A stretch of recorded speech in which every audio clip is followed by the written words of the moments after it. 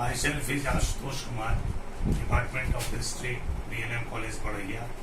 आज मैं part 1 honours के आप सभी छात्रों को इंडस वैली सिविलाइजेशन में हमने आपको टाउन प्लानिंग या नगर योजना के बारे में बताया था। आज उसके सामाजिक जीवन के बारे में हम आपको बताते हैं। हमने बताया था कि एक्सकावेशन के बाद यानी उत्खनन के बाद ऐसे विशिष्ट सामग्री मिले जिससे कि 5000 वर्ष पूर्व की रूपरेखा तैयार की जा सकी। उसी तरह जैसे हम देखते हैं कि नगरों का जो अवशेष है, 360 स्थलों की जो खुदाई हुई और सभी तरह के नागरिक जीवन का जो अवशेष मिला, उसमें उस नगरों में रहने वाले जो लोग थे उनके सामाजिक जीवन के बारे में हम आज आप लोगों को चर्चा कर रहे हैं। सामाजिक जीवन में आप ये मानकर चलिए कि समाज में परिवार माने फैमिली, समाज में परिवार ही समाज की इकाई थी। यूनिट जो था समाज का, समाज बनता है कई परिवारों के मेल से। आज भी तो उस समय भी जो समाज की इकाई थी वो परिवार थी, और परिवार में जो मुखिया होता था, ऐसा अनुमान लगाया जाता है क्योंकि हमको मदर गॉडेस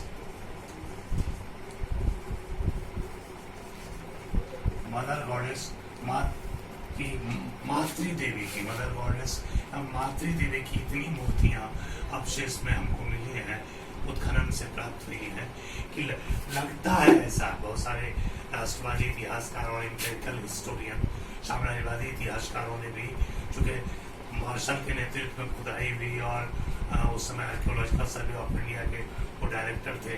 भारत उस समय गुलाम था और वैसी स्थिति में जो इतिहासकार थे, चाहे यलवाशम हो या मैत्रेय महोदय हो या इस तरह के जो लोग हों, तो उन्होंने भी ये माना कि मातृ देवी की मूर्तियां मिलने से इस प्राक आर्यन सभ्यता, आर्य सभ्यता के पूर्व की सभ्यता और जो द्रविड़ सभ्यता है, द्रविडियन कल्चर, दोनों में परिवार के मुखिया के रूप में मातृ प्रधान परिवार देखा गया था। और यहाँ भी यह स्पष्ट होता है मदर गॉडेस की मूर्तियां, मातृ देवी की मूर्तियां मिलने से कि परिवार मातृसत्तात्मक इकाई के रूप में अवस्थित ये था, एग्जिस्ट करता था, और उसका मुखिया माता होती थी या वही जो औरत आप कहते हैं गांव के देहात के भाषा में, वो होती थी, और उन्हीं के द्वारा संपूर्ण परिवार एक सूत्र में बंधा रहता था। ये इसकी सबसे इम्पोर्टेंट विशेषता रही है इस समाज की, इंडस वैली सिविलाइजेशन के इस समाज की विशेषता रही है, सोसाइटी की विशेषता रही है। दूसरा एक महत्वपूर्ण पहलू है कि कोई वैरियर क्लास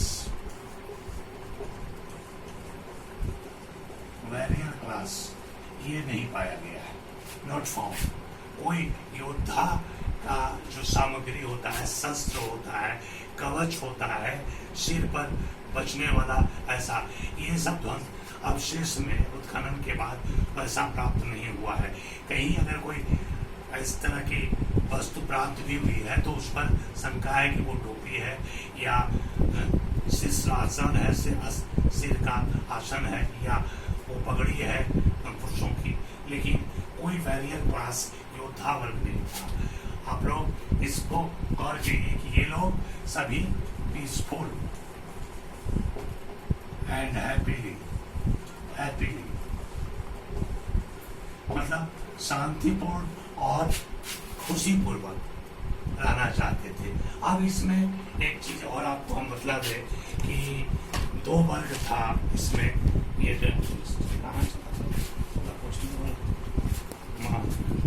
इसमें पीसफुल एंड हैप्पी था, ये फैमिली का कंसेप्ट रहा।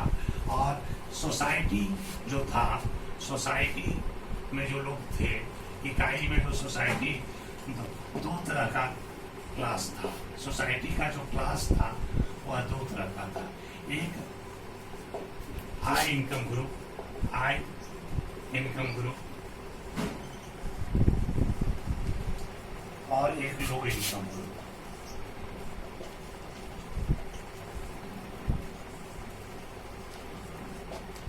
हाई इनकम ग्रुप और लो इनकम ग्रुप, ये दो ही तरह के क्लास थे उस समय ना। उस समय कोई आश्रम व्यवस्था थी न, ब्राह्मण, वैश्य, शूद्र और क्षत्रिय में लोग बटे हुए थे। दो क्लास था, जिसमें कि एक क्लास था इसमें जो आते थे वो अधिकारी वर्ग आते थे, ऑफिसर आते थे, इसमें एस्ट्रोलॉजर आते थे जो ज्योतिष शास्त्र का ये अध्ययन करते थे, वैद्य आते थे जो वैद्य के बारे में आप लोग जानते होंगे। उसके बाद वो जो इस पुजारी, प्रीस्ट आते थे, पुजारी आते थे। ये सब ऊंचे क्लास के वर्ग थे। जैसा कि हड़प्पा सभ्यता में जब पश्चिम की तरफ जो लोग रहते थे, ऊंचे जगहों पर रहते थे, तो वो सब हाई इनकम ग्रुप वाले क्लास रहते थे। जबकि यहाँ पर जो कृषक थे, agro business class, agro business class यहाँ है। एग्रो शिल्पकार है। शिल्पकार का मतलब जो छोटे छोटे बर्तन बनाते थे, छोटे छोटे जो ये करते थे, जैसे शिल्पकार, जिसको और स्पष्ट शिल्पकार जो कारपेंटर, बढ़ी जिसको कहते हैं, बढ़ी, कारपेंटर, ये सब क्लास यहाँ पर था। छोटे छोटे क्लास वाले लोग थे। तो ये दो ग्रुप में बटा हुआ था। ये शांतिमूलक सभ्यता थी। अब इनके खान पान, क्लोथ्स, ये आभूषण, केश विन्यास के बारे में भी थोड़ा हम आपको चर्चा कर दें।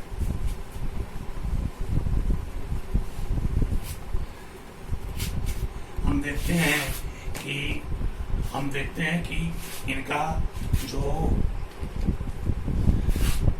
बर्तन था, वह बर्तन जो था, और ये जो आपको पॉट्स इनके जो थे, पॉट्स जो थे जिसमें ये खाना खाते थे, खाना बनाते थे, वो पकी मिट्टी के और धातु के, मेटल, मतलब धातु मेटल, बर्न सॉइल होता है उसके, और धातु के बने हुए थे, मेटल के बने हुए थे। ये लोग जैसे मेखला वगैरह औरतें पहनती थी, तो उसमें हम जब जाएंगे कि ये लोग का किस तरह से पहनावा था, ओढ़ावा था, या ये था, तो वुमेन्स वियर क्या पहनते थे। तो औरतें हर तरह का आभूषण पहनती थी, ऑर्नामेंट्स का आपको कैटेगरी है। अब ऑर्नामेंट्स में वो गले में पहनते थे, जो बाजू में पहनते थे, बाजूबंद उसको कहते हैं, गर्दनी कहते थे इसको, कर्णफूल कहते थे इसको, जो कान में पहनते थे कर्णफूल कहते थे। आज भी पाजेब पैर में पहना जाता है, जिसको हम लोग पायल कहते हैं, पाजेब पहना जाता है।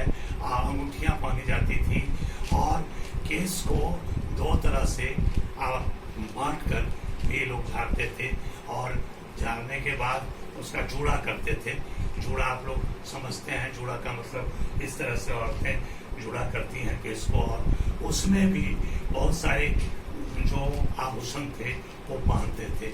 और प्रयोग क्या क्या चीज का करते थे, आपको आईना देखते थे, कंघी का प्रयोग करते थे, लिपस्टिक का प्रयोग करते थे, पाउडर का प्रयोग करते थे।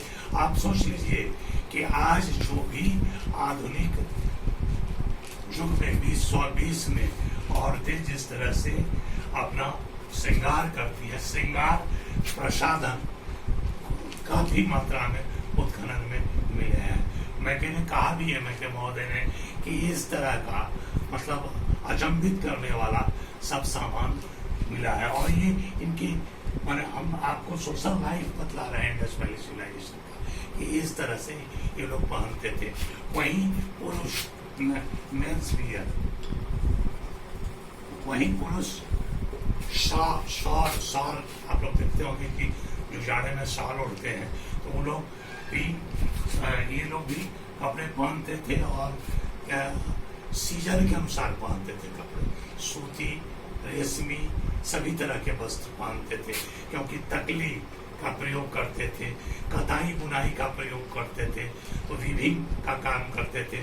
तो ये सामाजिक जीवन में हर तरह के कपड़े पहनते थे। औरतें भी अपना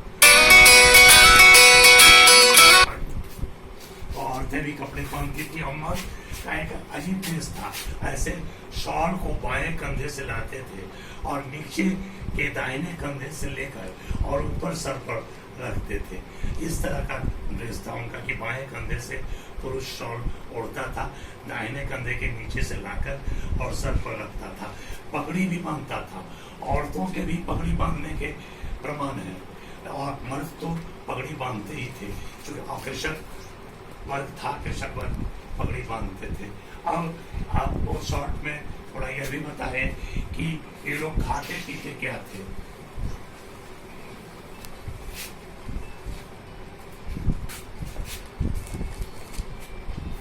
हाँ, क्लास में है अभी,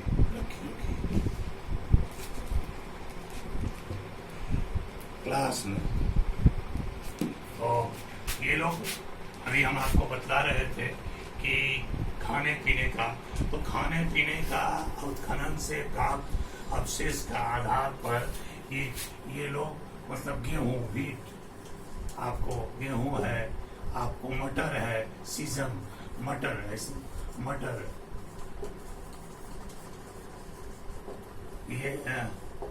ये मटर, गेहूं, मटर, आपको दाल, जिस तरह का दाल हम लोग खाते हैं, उसमें मछली, दूध, दही, घी, सभी तरह, मैंने दूध को धोना जानते थे, दूध से वो मक्खन बनाना जानते थे, घी बनाना जानते थे, दही खाते थे, दही के साथ साथ मांस और मछली, मछली और मांस का आपको प्रयोग, फिश का, मीट का प्रयोग बहुतायत देखने को मिलता है। यानी खाने का ऐसा था कि जो संपन्न वर्ग थे और जो संपन्न नहीं भी थे, दोनों एक दूसरे से मिलकर, चूंकि ये लोग शांतिपूर्ण जीवन व्यतीत करते थे, आपस में किसी प्रकार का मनमुटाव नहीं था और किसी तरह का युद्ध या दुश्मनी नहीं थी।